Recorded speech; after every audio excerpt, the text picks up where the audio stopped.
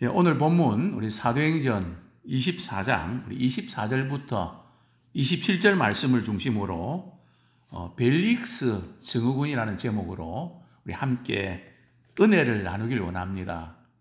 이 벨릭스 증후군이라면 벨릭스는 정치가입니다. 로마의 총독으로서 유대 관할 지역을 이렇게 다스리는 그런 정치인, 교인이라고 할까요? 전혀 이렇게 신앙의 문외한이 아니고 나름대로 신앙에 대해서 잘 알고 또 종교 재판에 대해서도 많이 들어서 그는 교회에 대해서 또 진리에 대해서 잘 알고 있습니다. 그럼에도 불구하고 그는 구원받지 못한 정치인입니다. 오늘 우리 한국 사회도 국회의원들이 3분의 1이 크리스찬입니다. 말은요. 그러나 그분들의 영향력, 물론 열심히 잘하는 분도 계시겠지만 겉으로 드러나는 부분에서는 정치와 신앙이 좀 다른 것 같다. 국회의원들 가운데 3분의 1이 크리스찬이면 좀 의와 절제와 또 심판을 안다면 많이 달라졌을 텐데 왜 이렇게 침묵하고 왜 이럴까? 저는 그러면서 네덜란드에 아브라함 카이퍼라고 하는 그 수상을 참 부러워합니다. 그분은 천재라고 합니다. 7개의 머리를 가질 만큼 아주 다방면의 천재입니다. 그분은 기독교인입니다. 그분이 한 유명한 그런 업적은 어떻게 하면 정치도 기독교 정신을 가지고 기독교 세계관을 가지고 한 나라에 하나님의 말씀에 통치받는 그런 나라가 될 수 있을까?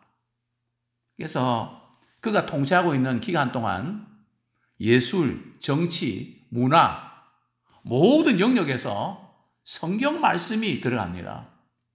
철저하게 기독교적인 가치관, 우리 구원받고 천국 가는 그런 어떤 정도가 아니라 우리 삶의 모든 영역에서 하나님의 주권이 이루어지는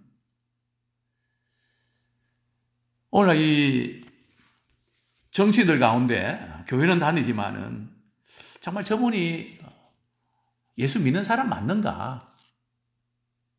그냥 교회도 가고 절에도 가고 다 믿는 자기가 표를 얻기 위해서라면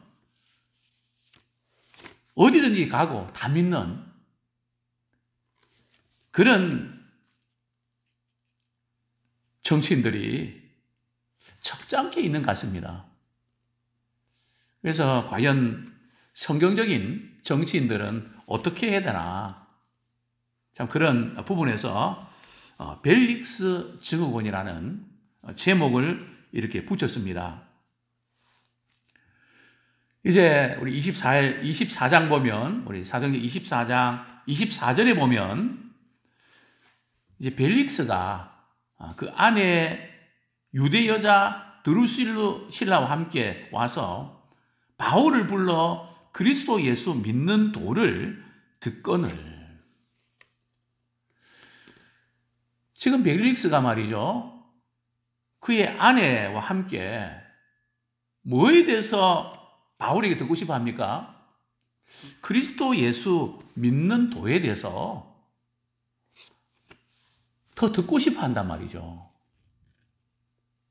그저 교회 나와서 예수 믿으면 천국 간다는 이 정도가 아니고 상당히 깊이 있는 뭔가 영적으로 갈급함이 있음에 틀림없습니다.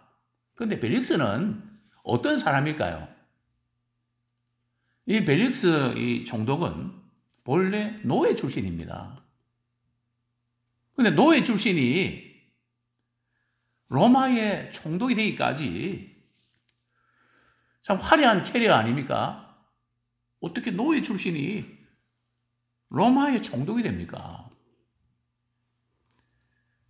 어쨌든 그만큼 뭔가 독특한 면이 있는데,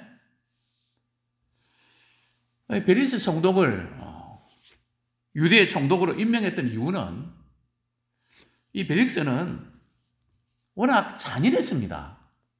폭력을 행사하고 유대인들 가운데도 존경받는 지도자들 수천 명을 죽였습니다. 그래서 유대인들은 이 벨리스 총독을 되게 싫어하죠. 그걸 아니까 벨리스 총독은 어떻게 하든지 유대인들로부터 환심을 살려고 하는, 그래서 바울도 죄가 없는 것을 알면서도 무려 2년 동안 구류를 시킵니다. 유대인들의 마음을 좀 움직여 보려고. 그런데 이제 가이사라에서 유대인과 헬라인의 어떤 그 주도권 싸움이 벌어집니다. 이 싸움에서 유대인들이 많이 학살당하고 어려움을 겪게 되죠. 그래서 이 유대인들이 이제 대표를 뽑아서 로마 황제에게 상소문을 보냅니다. 도저히 지금 이 벨리스 총독 바꿔주십시오. 이분 밑에서 우리는 도저히 살 수 없습니다. 그래서 이 로마 황제가 그 당시에 내려온대요. 그 대표들 이야기를 듣고 보니까 일리가 있단 말이죠. 그래서 소환을 합니다. 그래서 누구로 바뀝니까? 바로 이제 오늘 27절에 보면 베스도, 보르기오 베스도 총독이 이제 바뀌게 되죠. 그러니까 바울은 지금 베리스 총독이 2년 동안 구금을 합니다. 그리고 이제 바뀌면서 사실은 바울은 그 모든 재판 결과들이 불리해지기 시작합니다. 자, 어쨌든 이 베리스 총독은 유대인들로부터 어떻게 하든지 좀 환심을 얻어내려고 그냥 바울을 이렇게 억류시켜 놓는 그런 모습을 우리는 보게 됩니다. 근데 벨릭스의 아내는 어디 출신입니까? 유대 여자입니다. 그러니까 지금 그 드루실라는 말이죠.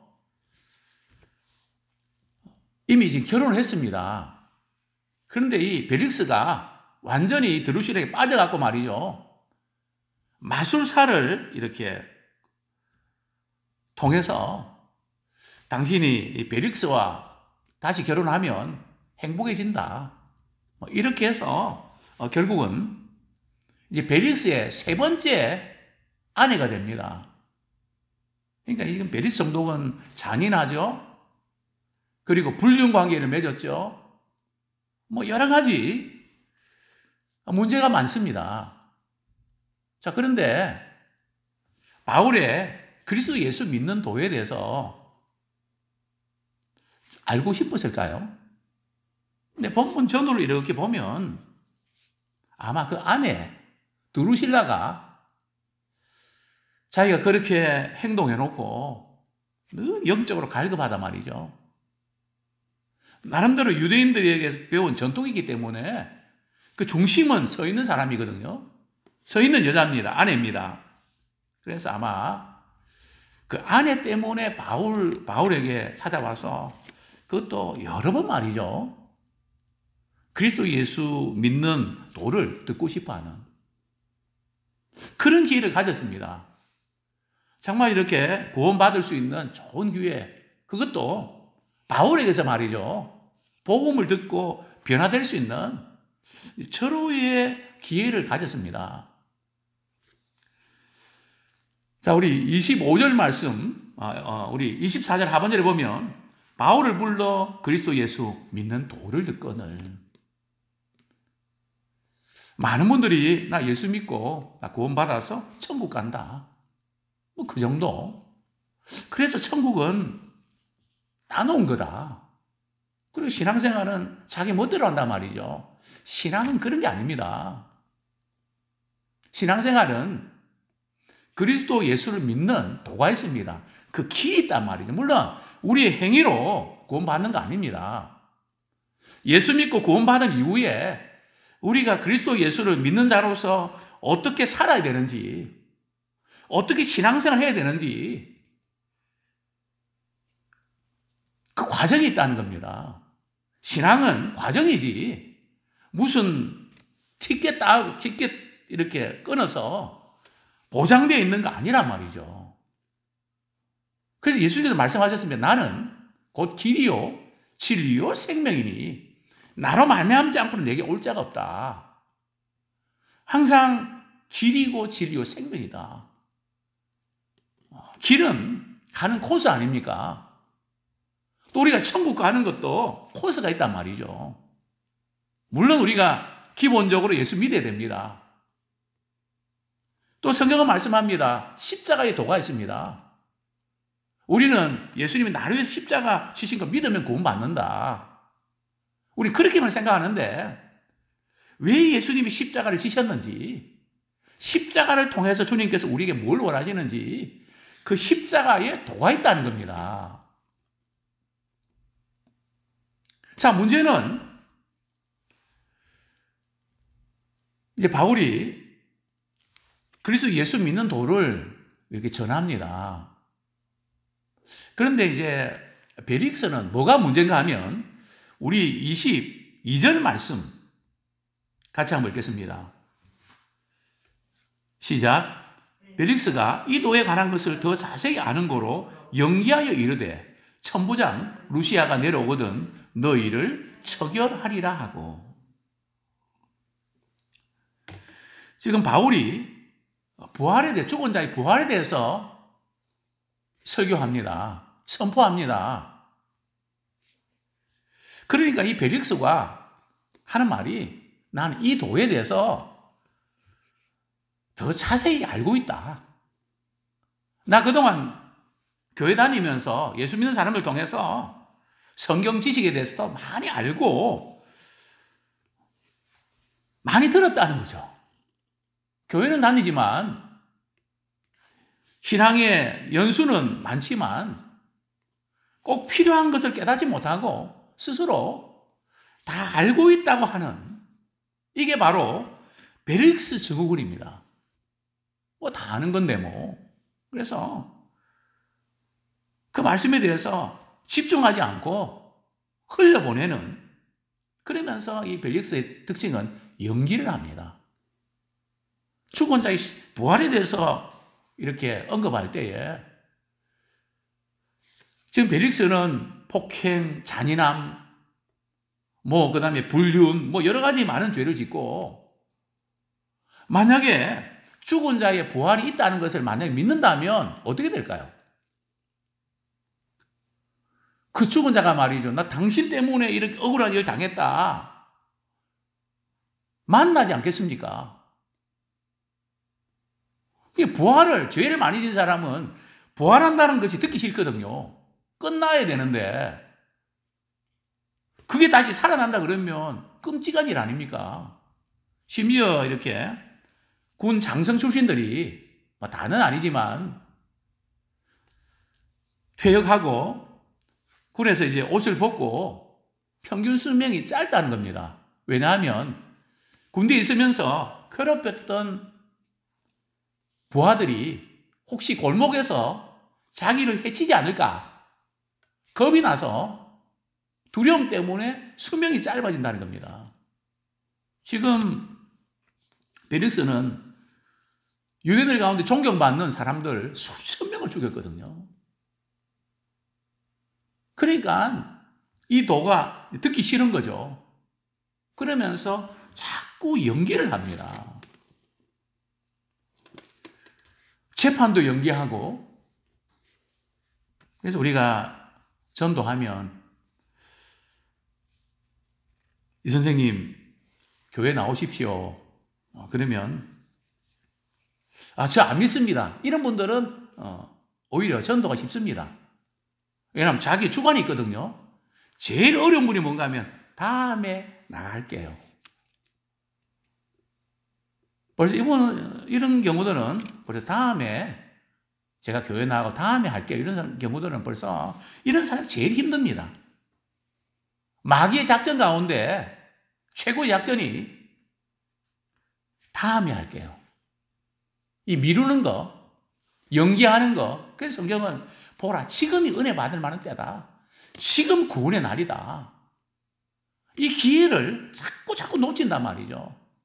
또 제가 목회하면서 느끼는 것은 하나님께서 어떤 경우는 뭐 다 그런 건 아니지만 질병을 통해서 그 가정에 또 자녀들에게 깨닫게 해주실 때가 있습니다. 그럼 그 때를 잡아야 되거든요. 하나님께서 우리에게 주신 교훈으로 잡아야 됩니다. 그런데 많은 경우에 그걸 잡지를 못합니다. 그래서 기회를 놓칩니다. 참, 목회자를 볼 때 얼마나 안타까운지 하나님께서 기회 주셨는데 왜 저 기회를 저렇게 놓칠까? 자, 우리 이제 벨릭스가 이제 그리스도 예수 믿는 도를 듣는데 그날 바울의 설교의 핵심 키워드는 25절에 보면 의와 절제와 장차 오는 심판입니다. 굉장히 강한 메시지죠. 의와 절제와 심판에 대해서. 지금 바울이 복음의 여러 가지 영역도 있지만 왜 이 세 가지 주제를 선택했을까요? 이유가 있습니다. 왜요? 벨릭스가 회개하고 돌아오라고. 벨릭스 때리는 설교를 한 겁니다. 벨릭스가 듣고 돌이키라고 하는, 그러니까 사실 오늘날 저는 필요한 설교가 때리는 설교입니다. 좀 듣고 자극받아서 변화받아야 된다고 하는 두리뭉실한 설교도 필요하지만 성경에 보면 때리는 설교가 많습니다. 그러니까 예수님도 때리는 설교 많이 하셨잖아요. 우리 들으라고 하는 말씀인가 보다. 선생님, 우리들하고 지금 말씀하시는 거죠. 그래서 막 죽이려고 하고 그러지 않습니까? 그래도 뭐 변화 안 되는데요. 넘어가는 설교보다 때리는 설교가 필요합니다. 그런데 어떤 분들은 그런 분이 있는 것 같아요. 아예 모르고 때리면 시험 안 드는데 알고 때리면 또 시험 드네요. 참 희한한 것 같아요. 뭐 알고 때리든 설교하든 물론 어떤 목회자가 때리는 설교하겠습니까? 다 우리가 죄성이 있어서 뭐 보편적인 설교죠. 또 뭐 어떻게 듣든 때리는 설교로 듣든 뭐 그렇지 않은 설교 듣든 내게 주시는 말씀을 받아서 회개하고 돌이켜서 구원받는 기회로 삼는 게 중요하지. 때리고 말고가 중요합니까? 그런데 여기에 걸려서 많은 분들이 시험 당하는. 그래서 목회자는 때리지 않는 설교. 왜냐하면 시험 드니까. 그러니까 회개가 일어나지 않죠. 때려도 자신에게 주는 말씀으로 받아들이지 않는데 두리뭉실하게 되면 그게 나하고 상관이 없는 그런 설교를 받아들이죠. 우리 25절 말씀 같이 한번 읽겠습니다. 시작. 바울이 의와 절제와 장차 오는 심판을 강론하니 벨릭스가 두려워하여 대답하되 지금은 가라. 내가 틈이 있으면 너를 부리리라 하고. 벨릭스가 굉장히 부담스러운 설교를 들었죠. 의. 자기는 불의만 골라서 했거든요. 여기 의는 믿음으로 말미암는 의가 아니고요. 말씀에 순종하는 의입니다. 그 설교를 하니까 뭐 낯을 들지 못할 정도로 힘들었을 겁니다. 그 다음에 절제. 남의 아내 빼앗았단 말이죠. 그러니까 이게 지금 설교가 말이죠. 아주 부담스러운, 듣기 싫은, 뛰쳐나가고 싶은 그런 설교 내용 아닙니까? 만약 회개가 돌이키지 아니하면 장차 올 심판을 면치 못합니다. 그러니까 베르스가 그래도 양심이 있어갖고 말이죠. 두려워합니다. 그래서 바울 불러서 말이죠. 제발 그만해라. 내가 틈이 있으면 내가 당신 부르겠다고. 근데 나중에 불렀나요? 다음에 내가 이게 틈이 있으면 한번 모실게요. 결국 이거로 끝났죠. 영적인 기회는 미루면 안 됩니다. 회개도 미루면 더 완악해집니다. 우리가 이제 신앙생활 오래 하고 안 하고 이제 차이가 있는데요. 신앙생활 오래 했는데 우리가 말씀을 듣고 우리 회개가 돌이키지 아니하면 사실은 더욱더 마음이 완악해집니다. 말씀을 듣고 순종하는 만큼 완악해집니다. 굉장히 무서운 거죠. 유대인들이 그랬거든요. 선지를 통해서 말씀 많이 들었는데 듣기만 하고 끝냈습니다. 그래서 우리 하나님께서 이스라엘 백성들, 유대인들 향해서 강팍한 백성이라고, 완악한 자들이라고. 근데 안 믿는 사람 아니거든요. 다 들어서 뻔히 아는데, 내가 변화돼야 되는데 실천 안 하고 넘겨버릴 때 다 완악해지는. 지금은 가라, 나중에 부르겠다. 참 우리 신앙생활을 할 때 이렇게 다른 건 몰라도 영적인 기회는 놓치면 안 됩니다. 근데 이상하게도 영적인 기회는 핑계가 많습니다. 다른 어떤 것보다 세상에서는 직장생활하거나 이럴 때는 핑계가 덜합니다. 근데 신앙의 영역에서는 왜 그렇게 핑계가 많은지. 늘 저는 그걸 말씀드리지만 부부가 싸우면, 주일날 싸우면 꼭 결론은 남편이 나 교회 안 나가. 항상 교회에 연결시킨단 말이죠. 이 세상은 아닌가요? 교회에서 코로나 걸리면 그것 때문에 교회 나가면 안 됩니까? 직장에서 코로나 걸리면 직장 안 나가야 됩니까? 물론 2주 격리해서 조심해야죠. 이상하잖아요. 똑같이 걸렸는데 왜 그런가요? 영적 세계라서 그렇습니다. 어떻게 하든지 교회 못 나게 하고 어떻게 하든지 하나님 가까이 나가지 못하게 만드는. 그래서 저는 늘 그런 말씀 드립니다. 교회를 가까이 하면 죄가 멀어지고 죄를 가까이 하면 교회가 멀어진다. 틀림없습니다. 바로가 이스라엘 백성들이 광야에서 하나님께 예배드리려고 할 때에 못 가게 그렇게 막잖아요. 방해하잖아요. 길을 쓰고 막잖아요. 그때나 지금이나 마찬가지입니다. 이 베리스 총독은 참 이렇게 회개하고 돌이킬 수 있는 절호의 찬스를 그만 놓치고 맙니다. 우리가 이렇게 영적으로 이 중요한 기회를 놓치면 우리는 덜 중요한 일로 우리의 마음이 산만해집니다. 틀림없죠.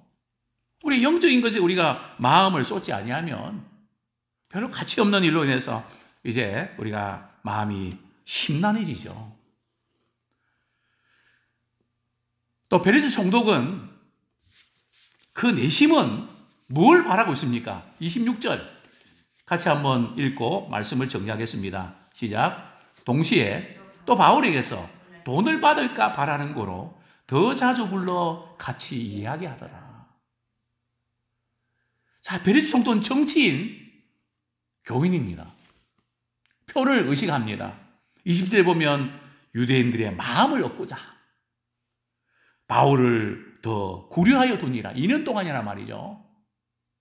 표를 얻기 위해서 죄가 없는데도 잡아두는 거죠. 그리고 표가 되면 신앙 팔아먹는, 그게 바로 베릭스 증후군입니다. 또 베레스 증후군의 또 특징은 은근히 돈을 밝힙니다.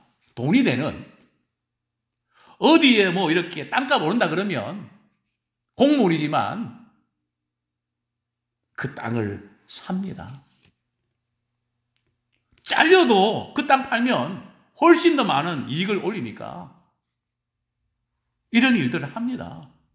돈을 바란다는 거죠. 물론 그렇지 않은 공무원도 많이 있는 줄 압니다. 그런 사업가들 많이 있는 줄 압니다.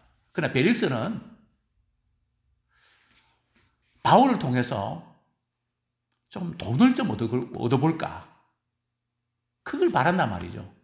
왜 그런 생각을 했을까요? 바울이 돈이 많아 보였을까요? 물론 여러 가지 해석이 있습니다. 바울의 부모가 바울에게 물려질 재산이 많았다. 뭐 그건 잘 모르겠습니다. 어쨌든 그렇게 해석하는 분도 있고요. 그것보다는 좀 더 현실적인, 바울이 이렇게 신문하면서 베리스 총독이 뭐라고 이야기합니까? 제가 예루살렘에 이게 온 것은, 우리 본문 17절 같이 읽겠습니다. 24장 17절 시작. 여러 해 만에 내가 내 민족을 구제할 것과 채무를 가지고 와서. 그러니까 예루살렘 어려운 사람들, 교인들 구제금을 가져왔다. 그러니까 그 구제금 액수는 밝히지 않는데 바울이 좀 돈이 좀 있는가 보다, 이렇게 생각했겠죠. 정말 주님을 믿고 주님을 따르는 자가 아니라 주님 때문에 물질이나 다른 거 손실이 와도 감당하겠다는 것이 아니라 내게 돈이 되고 표가 되고 사람들의 마음을 살 수 있다면, 또 돈이 된다면 물물을 가리지 않고 신앙의 이름으로 주님을 이용하는, 교회를 이용하는, 이것이 바로 벨릭스 증후군입니다. 회개할 기회를 놓치고 연기하고 자꾸 미루고 분명히 잘못된 걸 알면서도 결단하지 않는, 이것이 바로 벨릭스 증후군입니다. 저는 우리 한국 교회가, 또 우리 자신이, 또 우리 기독교 정치인들이 참 벨릭스 증후군에서 다시 한번 우리 자신을 돌아보고 정말 우리 주님을 믿는, 그리스도 예수 믿는 도를 따라서 살아가는 믿음의 우리 성도들이 되기를 축원합니다.